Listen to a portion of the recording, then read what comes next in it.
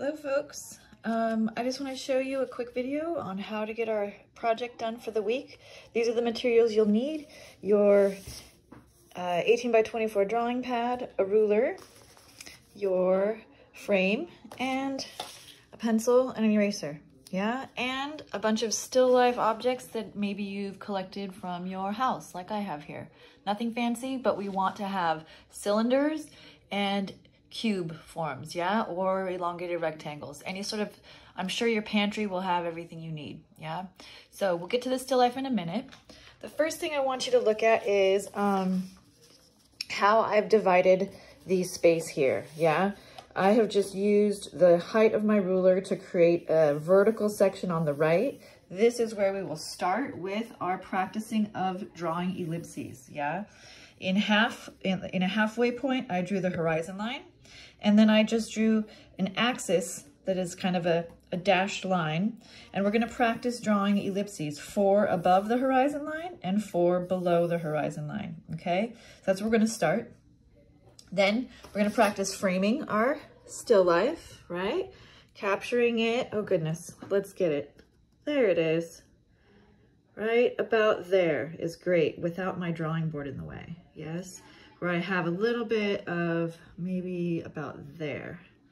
I don't want the top box to get too close to my top format of my frame, and I want there to be a little bit of breathing room around all of the objects. So that's about where my goal is, to frame my objects once I transfer them to my drawing space, okay? So framing is important. That way you can tell how far your objects are away from the edges, vertical edges and horizontal edges of your format or your frame. And then we can kind of do a better job of placing them in our drawing space. This way our drawing is done to scale. Our objects don't shrink or get too big compared to the space that we're drawing them in. Okay, so make sure that you've created a frame for yourself so that you can format your drawing and make sure that it matches the drawing space that you're about to create for yourself, yeah? Okay, so the other thing that I did, so we created this vertical ellipses practice zone, yes? Then I drew another line that's, I would say, about, goodness, a little more than 2/3, maybe even 1/4 of the way up. I want the majority of your space to be spent on the drawing, right? Where we're going to use the 4 stages of observation. This area up here is where we'll go next when we're finished with our ellipses practice. We're going to walk through this in this video, yeah? Then we're going to do a continuous contour line drawing of our objects. Then in this space, we're going to do a negative space drawing of our objects. And then we will do our still life of our objects using our 4 stages of observational drawing, okay? All right, so let's start with the ellipses. I'm gonna get this out of the way, and this. Sorry, I'm in my office, folks, so you might hear some students out in the courtyard, so sorry for any noises. Okay, when we draw ellipses, remember, is just a circle, a perfect circle drawn in perspective, right? So because we're working with simple forms, we're gonna practice drawing our ellipses here in a practice zone. And you can always do this in your sketchbook anytime. It's a great way to warm up. And remember, this center line is our horizon line. So from here up, we will be looking up at the bottom side of a circle, right? And from here down, it's like we have the bird's eye view looking down at the top of a cylinder, yes? So we're gonna practice what that might look like as things come and go from that horizon line. When they're closer to the horizon line, we're going to have a cylinder. One thing that you can do to kind of keep yourself organized is that, remember, an ellipse is the same on either side of the axis. So you can start by drawing a horizontal line, an endpoint on one side, and an equally long endpoint on the other. This horizontal line is your horizontal axis. It should run right through the center of your ellipse, and then you should be able to practice drawing an ellipse that touches at each endpoint and is equally as high above the center point as it is below. So this should be equal distance, and this should be equal distance, yeah? And we are going to practice this going all the way up. I'm going to create another one here, another horizon line, or a horizontal axis. And this one is rising slightly higher above our horizon or our eye line.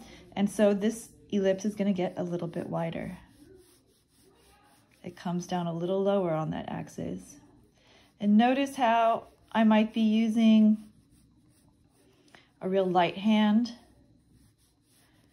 as well as going multiple times around.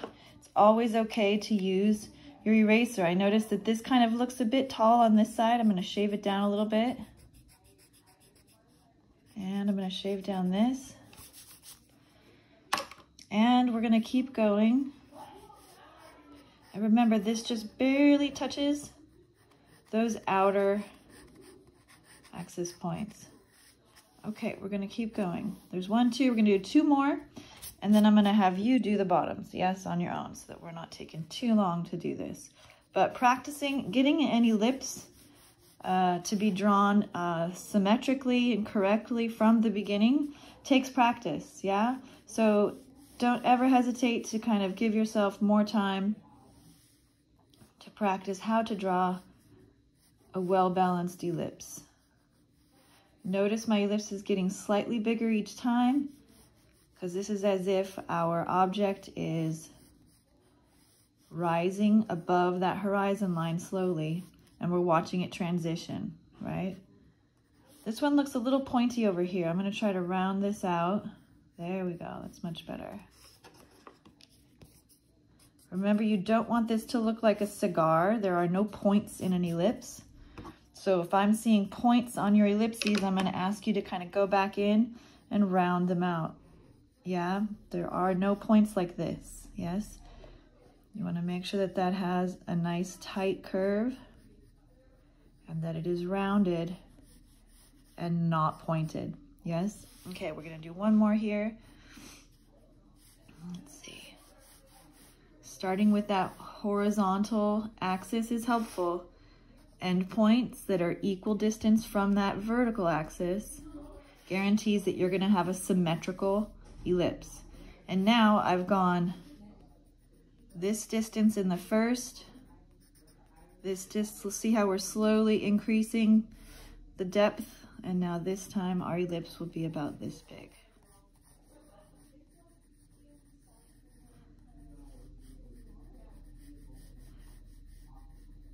Wonderful. You want to practice having things be exactly the same in every quadrant, right?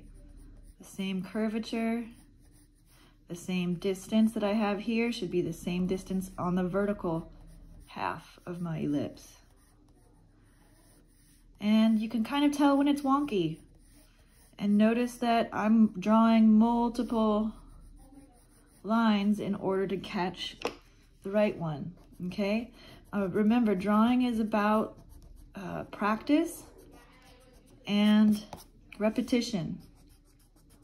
And the more times you practice being able to draw a balanced and symmetrical ellipse, the easier and quicker it will be each time you come to that challenge. Okay.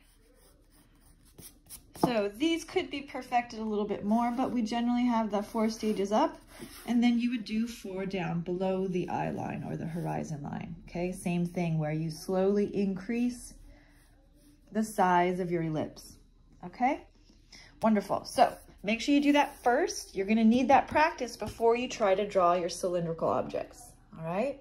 So now I want to talk about drawing a continuous contour line. I love continuous contour lines. They are like a really wonderful sort of meditative way of drawing.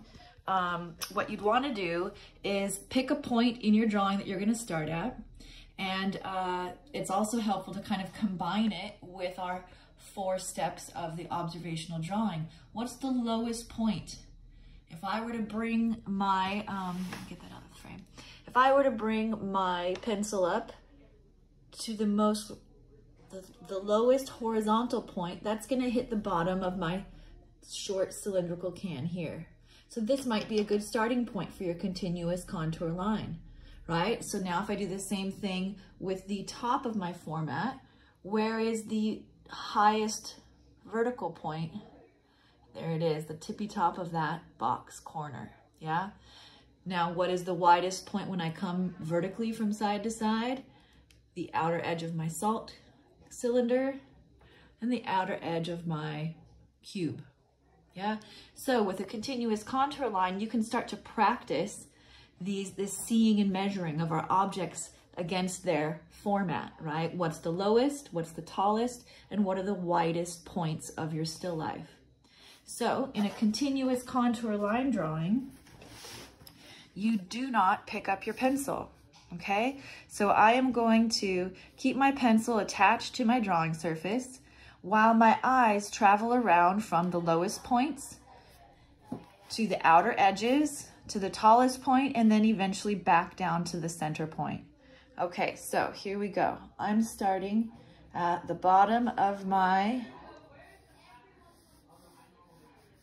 container, practicing my ellipses. Notice how there is no lifting of the pencil and there is never any erasing in this one. That would be incredibly illegal. So now I'm noticing where my objects overlap each other, and I might have gone a little too big to capture it in here, but that's good to notice, right? That maybe my scale is a little off. Another cylinder here on the top of my cube. It comes, and there is a little bit of negative space between these two. This goes way up to here, to my farthest point vertically, and then we come back down, and around here we hit my salt canister, and it stands out behind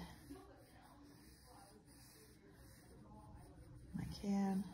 Now there's also a vertical in here that I need to include. There we go. There. So notice that this is definitely not perfect, but it's my first attempt at kind of taking a visual lap around my objects to see where they're placed, to notice their locations in relationship to each other, and to place them in my format. Now I can see here that, look at all this space that I gave myself. Totally fine. I could have started this a little farther to the right.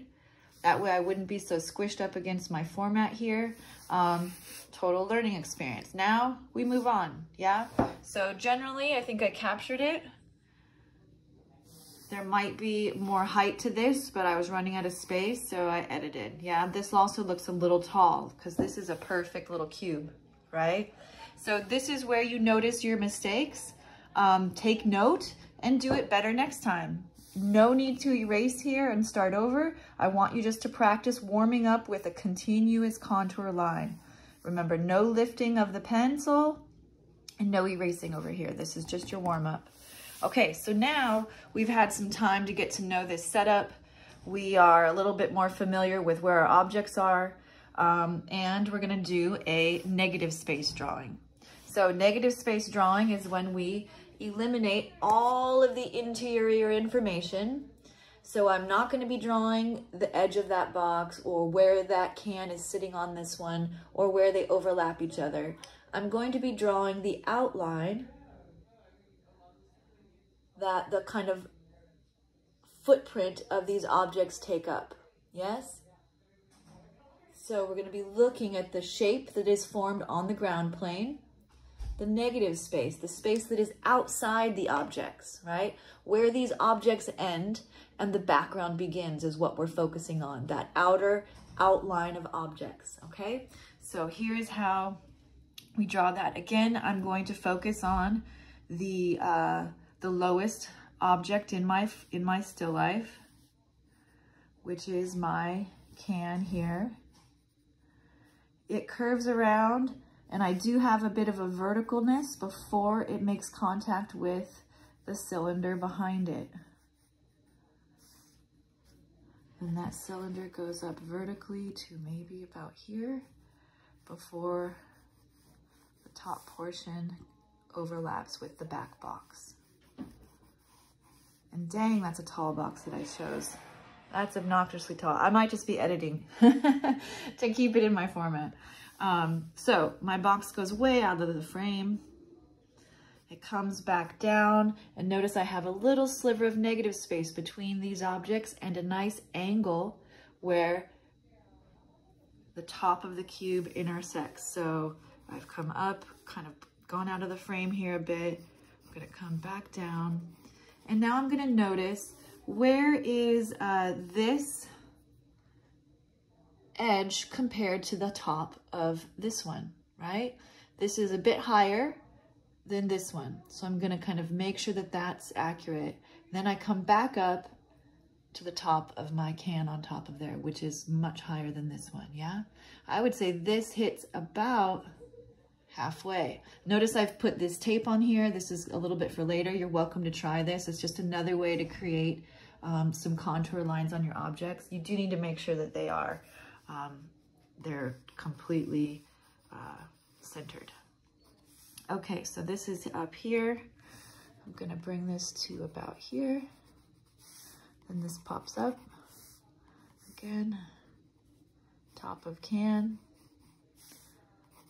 side, and I don't quite get to the bottom before the edge of that cube pops back out. Then I see where this cube is hitting the ground plane, goes back in space, and then it hits the top of this canister. Wonderful. All right, so this is officially the negative space of my Simple Forms still life. Yes, my vertical box and my salt canister and my lower can. See, so notice there is no interior information. It's only the outline. Then you can take your time and put in a little bit of background.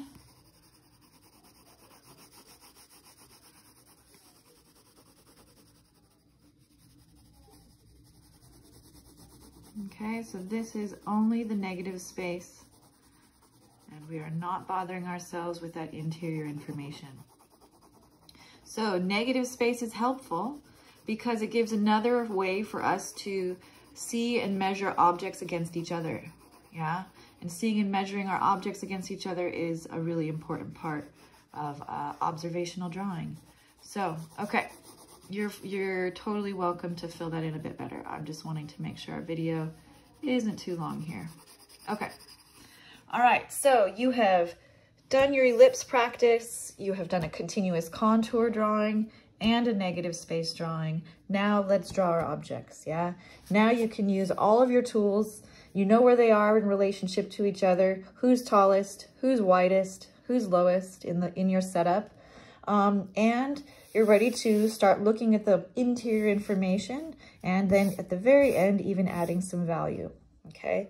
So we are going to follow our 4 steps of observational drawing. Checking the objects against their format. So I've tried to make sure that this is a nice vertical rectangle, which is what I had on my viewfinder, correct? So now it's time for me to, let's see if I can zoom in and get it to be the same.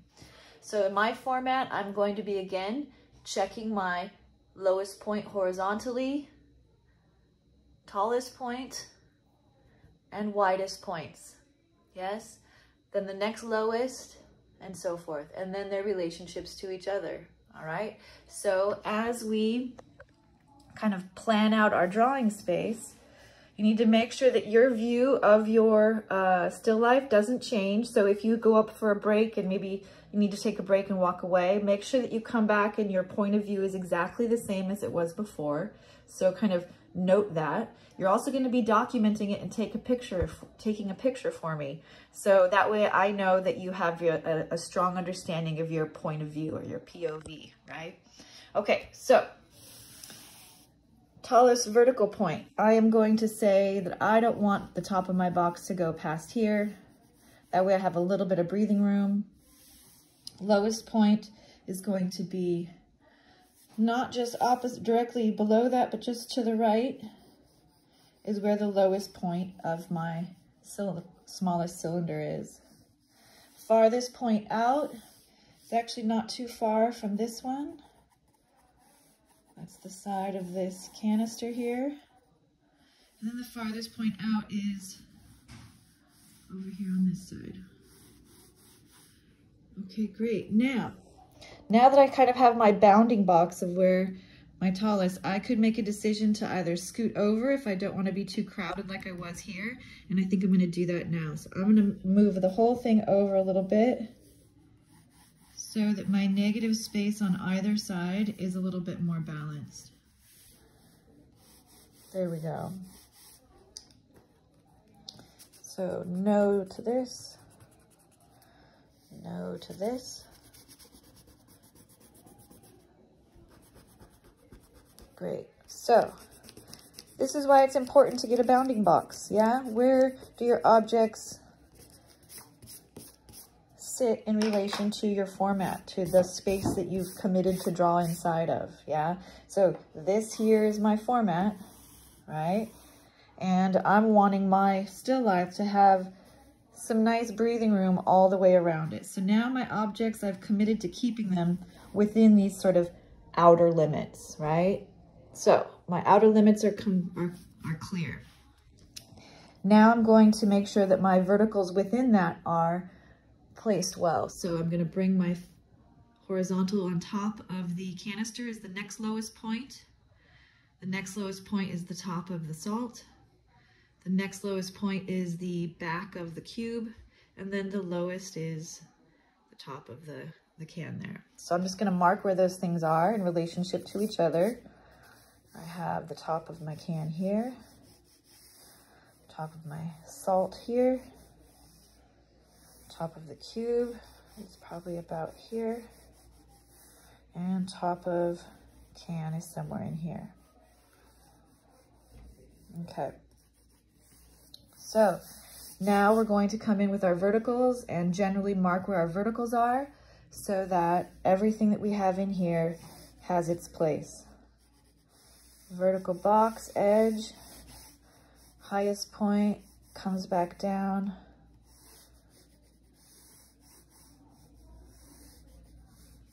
This overlaps a bit. So the center of this ellipse,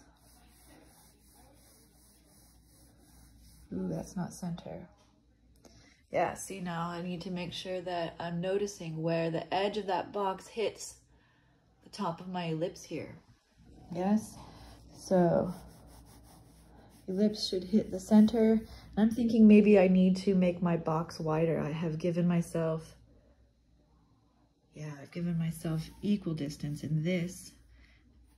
If this is my corner, which I believe to be true, then this needs a little bit more because I'm seeing more of one side of this box than I am of the other. There we go. Okay, great. So now that is hitting roughly the center of this ellipse. Now this comes down. I'm going to mark where that ends. It's about here. And we'll bring this in a little bit because it's looking a little wide. Nice. Notice how loose things are still, yeah? I like to have kind of a continuous contour attitude to things. It keeps my hand moving and my eyes moving.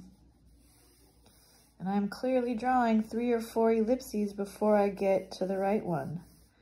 I'm also keeping a very light hand. I am not putting a lot of pressure on my pencil here.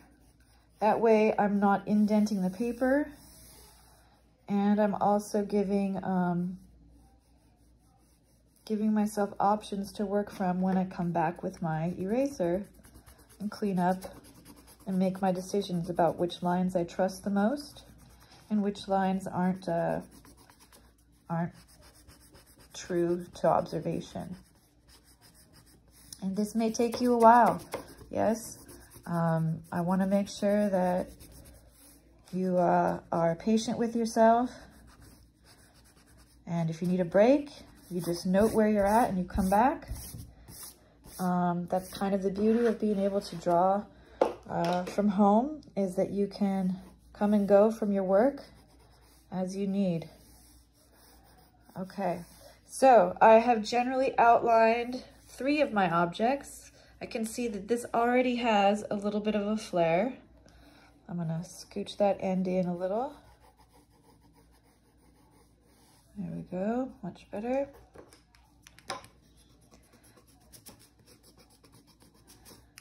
Great. Now, where is my cube and my can in relationship to these other objects? So now we're gonna gently place those in. I have the corner sitting about here. It connects to there. And now this is kind of fun because it's like pieces of a puzzle. And I suggest you draw through your objects, yeah? I'm just gonna draw as if my can isn't sitting there right now so that I know that the top of my cube is accurately drawn, yeah? Remember, your practice from your cubes, all lines should be vertical and these should all be parallel, yeah? I'm noticing where this connects to the can, and I'm also following the rules of verticals. Stay true to vertical. And this is a symmetrical object, so it's going to have parallel edges, yeah? All these edges should be parallel to each other, and this to this. Great. So that's looking all right. Now I want to get my can placed in here. It is a little off of center. It takes up about this much space.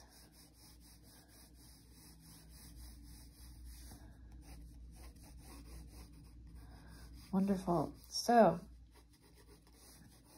that looks a little like it's leaning a little. Now, if you want to get, now once I have all of my objects generally placed, now I can come in, and because I'm working softly with a gentle hand, I can erase anytime I've drawn through something, yeah? This is feeling like it's popping out a little bit, maybe a little. You're gonna notice that sometimes your objects might have a little bit of a lean to them, maybe like they're like, ooh, just leaning over. This is your time to correct all that. So now you wanna go through and check your vertical axes. Make sure, like right how we did here, you know, these are all machine created objects. They are perfectly symmetrical. So you can drop a vertical line down to any of them and they should be symmetrical on either side. So if I were to drop a vertical here, I'm noticing that this ellipse, and you can also do what you did here, draw a horizontal across the top of your ellipse. And yeah, look how off I am. I have this distance on the bottom and this distance on the top. So I need to take some time, take a look at my object and which is truer. I believe the bottom one is more true. So I am going to adjust the top one to match. Yeah, so this is now where you go for accuracy, okay?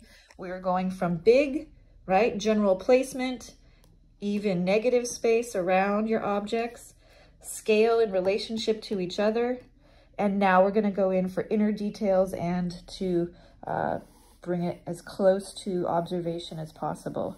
Tighten up your edges. This is a little, just kicking out just a little bit. Remember, your paper is perfectly cut. You can always use your ruler.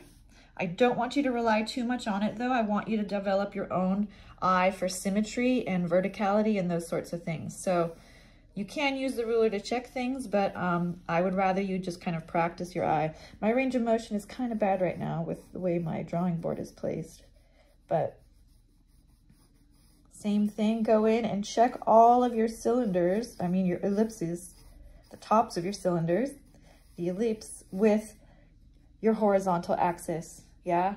Your vertical axis too, if you like. And check for symmetry. One thing that you should be looking at is that this line here should be matched by this one down here. Especially if it's a short canister like this one, where it doesn't really change in its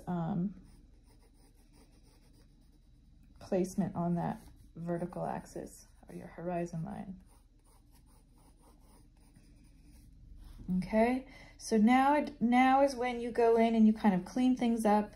You make sure that everything is as accurate as you can possibly get it before you start to look at the last step, which is value and adding where light falls on these objects, and that will give them more dimension and form. I'm not too concerned about you drawing, like, notice I'm not going to be drawing the labels. I'm not going to be drawing, you're welcome to try, but maybe just drawing some of the tops of the cans with those inner sort of molding that happens here. That's another opportunity to practice an ellipse.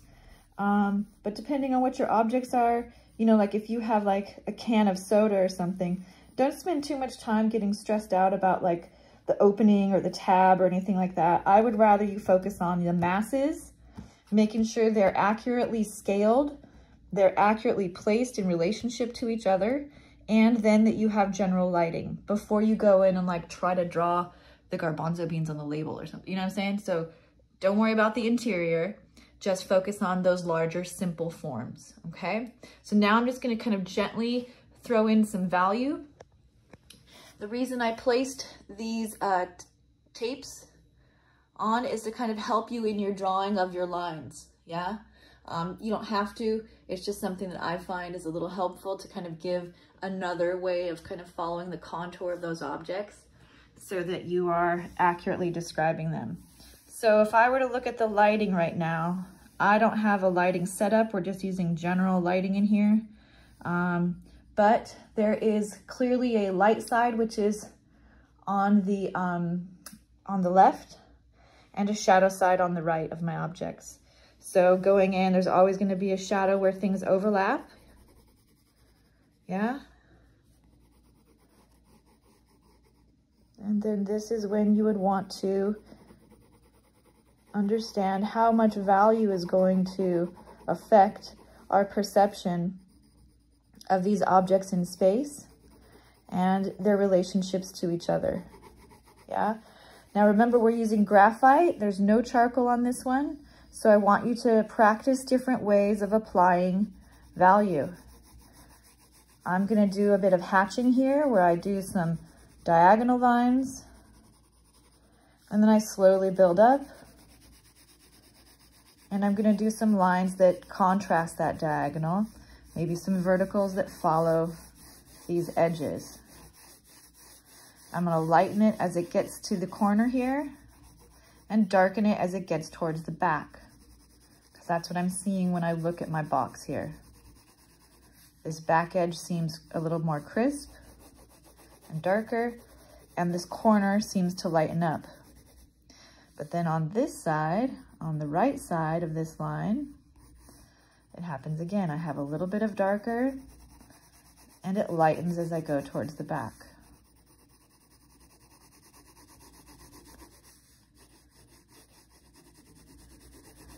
So I'm going to make sure that this edge isn't just a line that's drawn there, but that the values are also adding to the illusion of one object being in front of the other, and that the light might be blocked because of that front object in front of the object that's behind it. So now pay attention to lighting. Take your time in making sure that your objects are accurate before you get into the details of shading. Shading and adding value is the very last step, right? First, you want to make sure that everything is accurate, everything is in the right proportion and right relationship to each other before you start to look at light and value, light and dark, and where those things are hitting on your different objects, okay? All right, so this video is getting pretty long. I don't want to lose you. So Do your best, follow all of our steps. First ellipse, continuous contour, negative space, then the 4 stages of observational drawing. Feel free to go back to the lecture from last week and take a look at them if you've forgotten them. I just demonstrated it here, but it's always there for you to reference back to.